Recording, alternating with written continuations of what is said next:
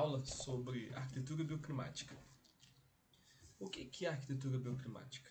A arquitetura bioclimática é uma arquitetura que, como é que eu posso dizer? Que ela trabalha todo o conjunto do projeto e o meio ambiente, que vai ser envolvido todo aquele processo de concepção de projeto. Qual vai ser o objetivo disso?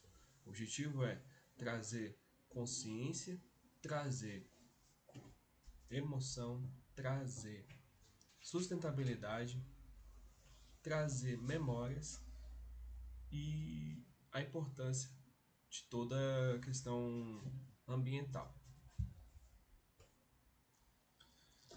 A diferença-chave para este assunto de arquitetura bioclimática é a questão do... Como é que eu posso dizer?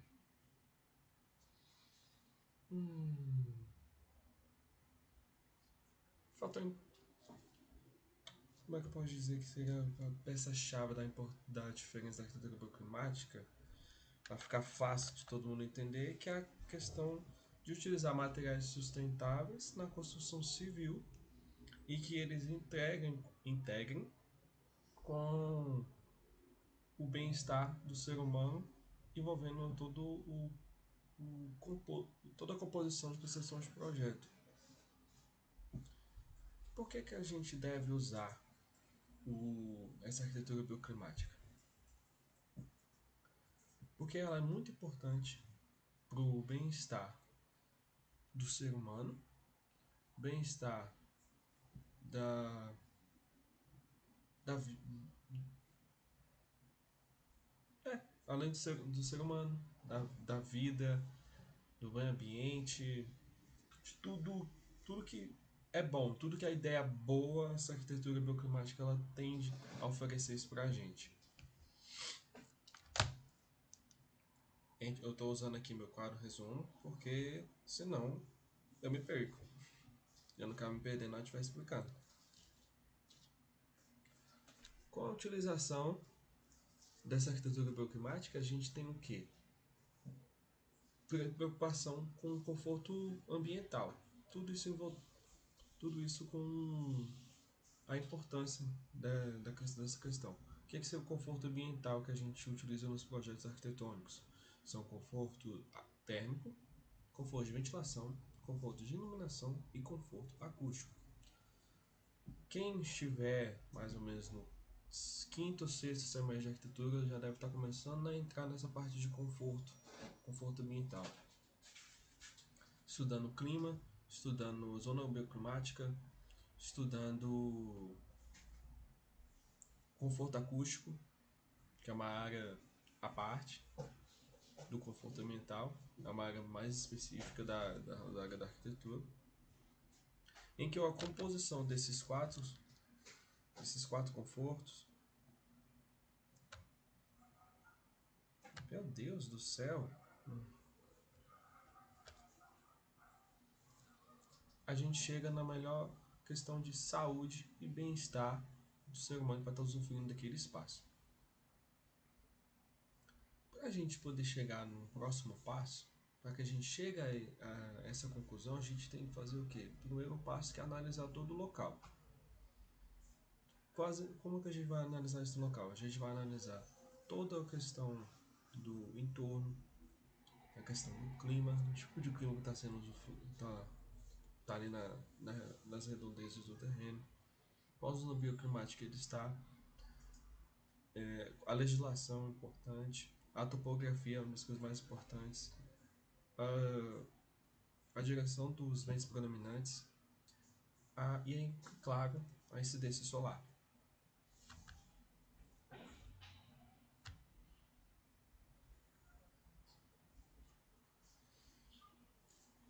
Como eu estava falando a questão desses climas, temos a questão de três climas aqui no Brasil que a gente mais vê, que serão climas quentes e úmidos, quentes e secos e frios. Quentes e úmidos a gente encontra mais na região norte do país, região não, Amazonas, Pará, Rondônia, Amapá. Essas áreas são geralmente com esse clima mais quente e úmido. Já as áreas de clima quente e seco pegam uma boa parte do pessoal da Caatinga e do Cerrado. O clima frio vai estar mais voltado ao sul do país, onde a gente pega o Rio Grande do Sul, Paraná e Santa Catarina.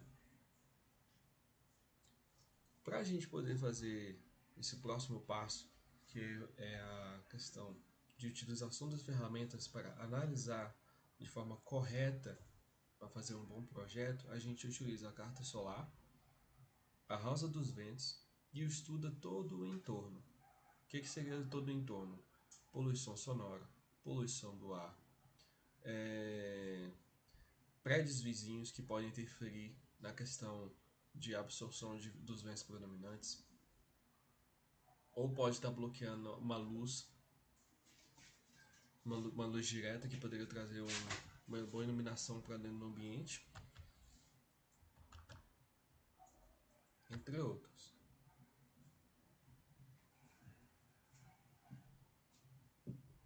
Tá, e como a gente pode funcionar isso aí? Como é que a gente funciona? É a questão da arquitetura bioclimática. Como eu já estava falando, voltando à questão do conforto ambiental, a gente vai estudar os ventos predominantes, se eles vêm de leste, oeste, norte, sul. Isso são fatores importantes de acordo com o projeto. A iluminação natural que a gente vai pegar junto com a utilização da ferramenta da carta solar, onde o sol vai iluminar dentro do ambiente, trazendo e também utilizando estratégias adequadas para que essa incidência solar não fique tão ofuscante dentro da casa, onde a pessoa não fique tão incomodada dentro da própria casa. E também a questão da utilização de materiais sustentáveis. Eu gosto muito, que é um dos materiais que chegam a podem chegar, na verdade, até 50% de economia, que é o tijolo ecológico. Temos o steel frame, que é um sistema novo. Todos os sistemas que eu vou falar aqui são relativamente novos, não estão sendo pouco usados, porque aqui no Brasil a gente tem um sério problema de utilizar a alvenaria convencional. Com a utilização da alvenaria convencional, a gente tem que utilizar outros sistemas, outras soluções arquitetônicas para amenizar a questão da incidência solar ou a questão da inércia térmica, que isso vai acabar encarecendo a obra. Temos, como eu estava voltando aos sistemas construtivos, então, tijolo ecológico, steel frame, light wall, EPS, super wood, que é um sistema relativamente novo, onde uma madeira consegue ser mais resistente que o aço. Essa foi uma informação que eu peguei através de um post do Instagram que apareceu para mim. Eu achei muito interessante, uma madeira que consegue ser mais forte do que o aço. Agora a questão, vamos ver se a gente consegue falar sobre a questão de verdades ou mentiras, né? Será que isso é caro? Isso vai dependendo do uso de material que a pessoa vai querer usar na obra. Seja, se a pessoa quiser economizar, eu sempre vou indicar o tijolo ecológico. Sempre. Quer economizar na obra, o tijolo ecológico. Ele já tem a sua própria beleza da cor do material, a forma como o tijolinho é composto ali nas paredes traz uma beleza para dentro e para fora da residência.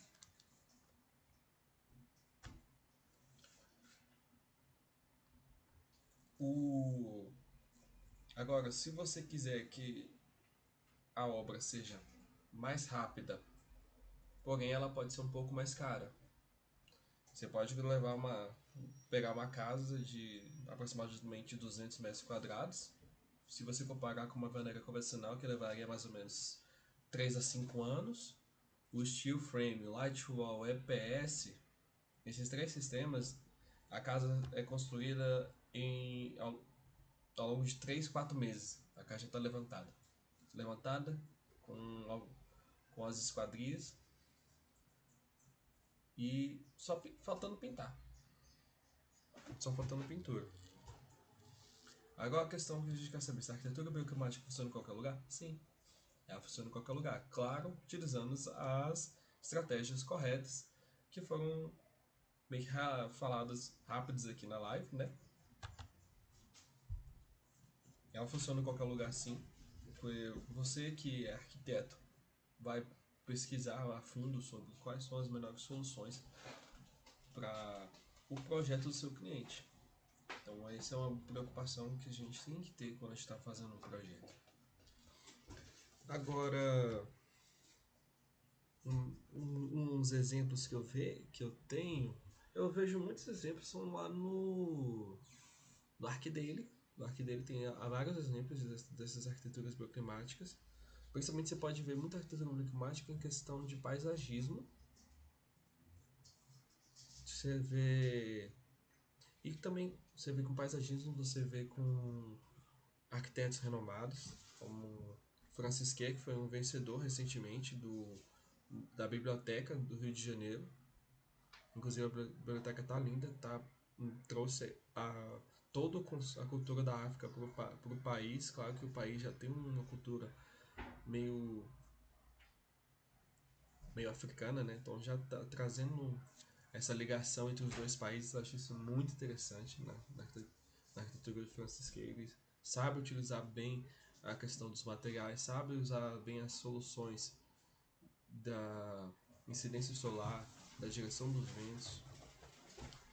Maravilhoso. Temos o Norman Foster, um outro arquiteto muito renomado. Temos o Renzo Piano, Zaha Hadid, arquiteto. Infelizmente Zaha Hadid é uma arquiteta falecida, mas ela até hoje as edificações, os projetos dela marcam as cidades que ela passa. Temos o Paulo Mendes da Rocha. Paulo Mendes da Rocha é um arquiteto. Foi um arquiteto fenomenal, utilizando concreto puro, vamos dizer assim, blocos de concreto pré-moldados para fazer as casas, as residências, museus, prédios.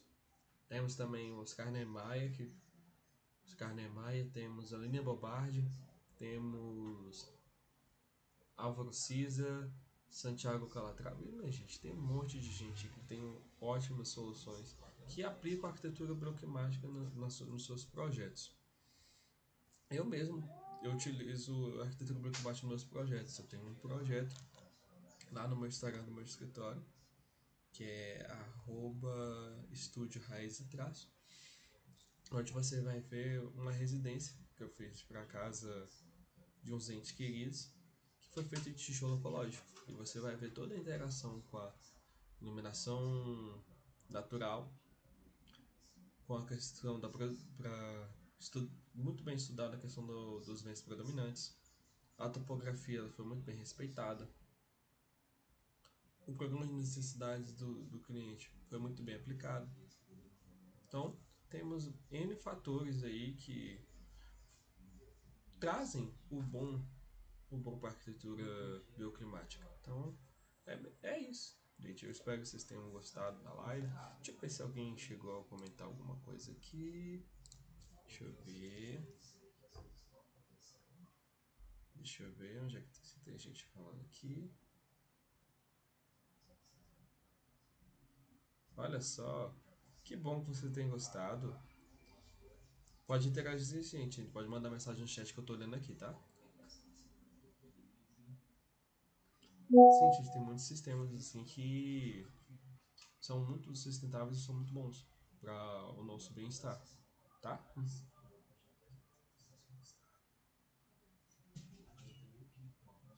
Bom, se mais alguém tiver mais nenhuma dúvida, eu vou encerrar a live aqui. Gente, muito obrigado pela atenção. Estou muito feliz que vocês estejam interagindo aqui comigo no chat. Fiquei muito feliz. Eu quero que vocês tenham uma ótima tarde e um ótimo dia para vocês. Obrigadão.